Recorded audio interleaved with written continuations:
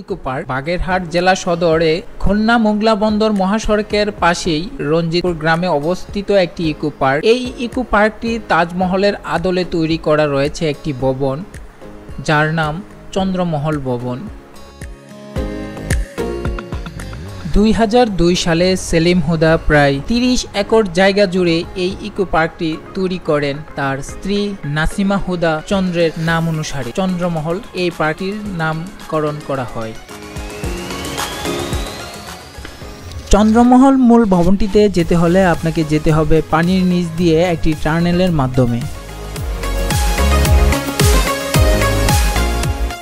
পার্কটিতে প্রবেশ করা মুহূর্তে আপনারা পেয়ে যাবেন আগেকার মানুষের জীবন চিত্র। আগেকার মানুষের যেমন পাঠশালা ছিল, নালিশশালা ছিল, এখানে সমস্ত কিছু এখানে ফুটিয়ে তোলা হয়েছে। শুনতাম যে পালকিতে চড়ে নাকি আগেকার মানুষরা খুব রাজার হালে বিয়ে করে বউ নিয়ে আসতো ঘরে। কাঠুরিরা বন থেকে কাঠ কেটে এনে ঝিলেরা মাছ ধরে এবং খালাখালিরা তারা রান্না করে, তো এই সমস্ত বিষয় কিন্তু এখানে ফুটিয়ে তোলা হয়েছে।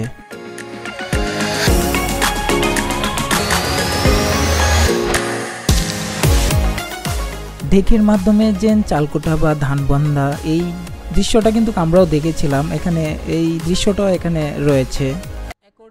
এই পার্কটিতে কিন্তু একটি বিশেষত্ব দিক রয়েছে, এখান থেকে কোন দেশটি কোথায় কতটুকু দূরত্ব সবকিছু এখানে ইন্ডিকেট করে দেওয়া রয়েছে। এখন আমরা চন্দ্রমহল পার্কের মূল ভবনটিতে প্রবেশ করব।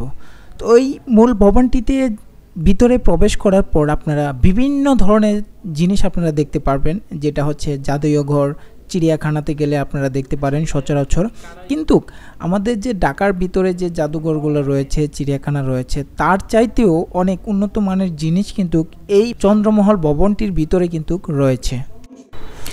এটার ভিতরে প্রবেশ করার পরই আপনারা পেয়ে যাবেন বিভিন্ন দেশের বড় বড় খেলোয়াড়ের যে ব্যাটগুলো রয়েছে, এখানে প্রত্যেকটা খেলোয়াড়ের সাইন করা ব্যাট তারা সংগ্রহ করে জাদুঘরের মতো এখানে সাজিয়ে রাখা হয়েছে এবং বিভিন্ন দর্শনের মুদ্রা কিন্তু আপনারা এই ঘরটিতে পেয়ে যাবেন। আগেকার জমিদাররা যে সকল ডিভাইস দিয়ে তারা গান শুনতো, এইরকম একটি ডিভাইস আমরা দেখতে পাচ্ছি এবং রাজার হালের মতো একটি সিঁড়ি, তার সাথে সাজানো রয়েছে বিভিন্ন পাথরের তৈরি করা বিভিন্ন মূর্তি এবং ধরনের জিনিসপত্র, যেগুলো আসলে আমরা ঠিকঠাক মতে রাজার আমলে যে জিনিসগুলো তারা ব্যবহার করত, এই সকল জিনিস কিন্তু এখানে সাজিয়ে রাখা হয়েছে।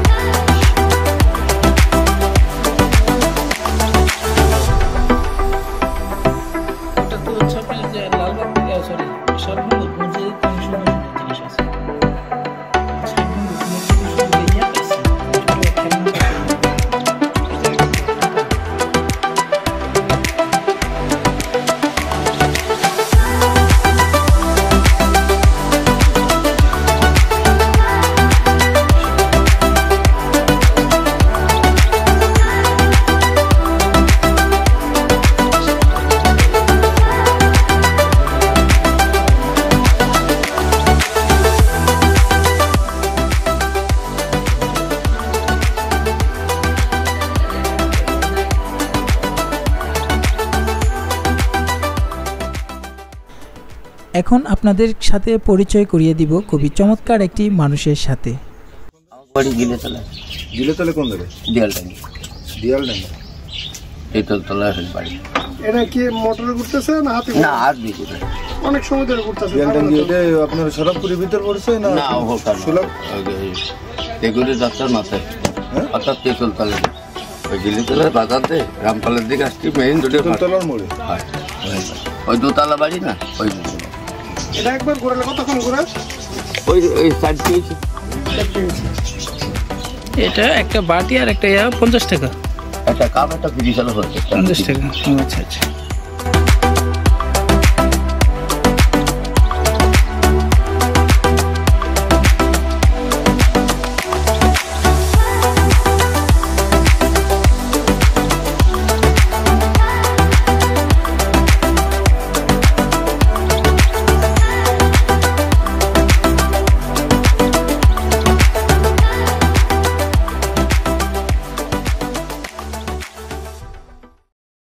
এখন আমরা পুরো পার্কটি ঘুরে দেখব।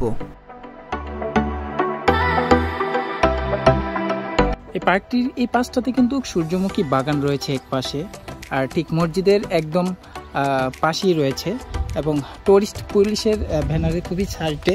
আর এই যে এই সারিটাতে কিন্তু আপনারা এখানে একটি সুন্দর একটি পুকুর পেয়ে যাবেন। আর এখানের যে পুকুরের সাইডে আম গাছ, এই তো আম গাছে বল এসেছে, হয়তো কিছুদিন পরে আমগুলা বড় হবে, আপনারা আসলে হয়তো খেতেও পারবেন। আপনারা যদি খুব সকাল টাইমটাতে আসেন সেক্ষেত্রে এই সাইডটাতে কিন্তু আপনারা শাপলা ফুলও পেয়ে যাবেন ফুটন্ত অবস্থায়। যদি আপনারা 10টার ভিতরে আসেন কেউ, সেক্ষেত্রে এখানে খুব সুন্দরভাবে শাপলাগুলো ফুটন্ত অবস্থায় আপনারা দেখতে পারবেন।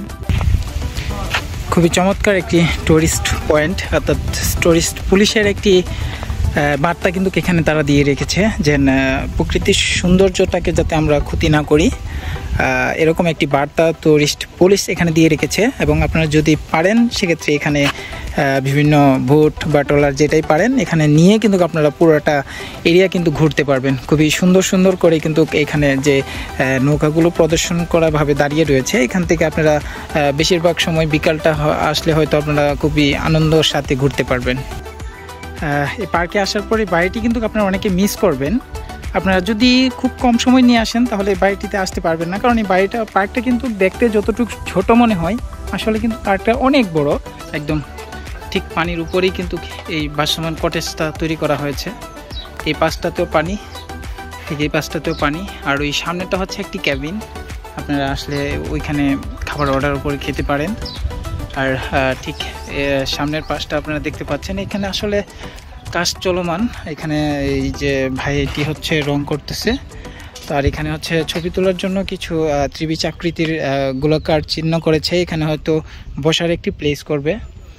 ঠিক এটাতে হচ্ছে লাভ আকৃতির একটি দৃশ্য ফুটিয়ে তোলার চেষ্টা করছে। এখানে হয়তো আরও গর্জিয়াস কিছু করবে, যেটা আমরা সামনে হয়তো আসলে আরও দেখতে পারবো।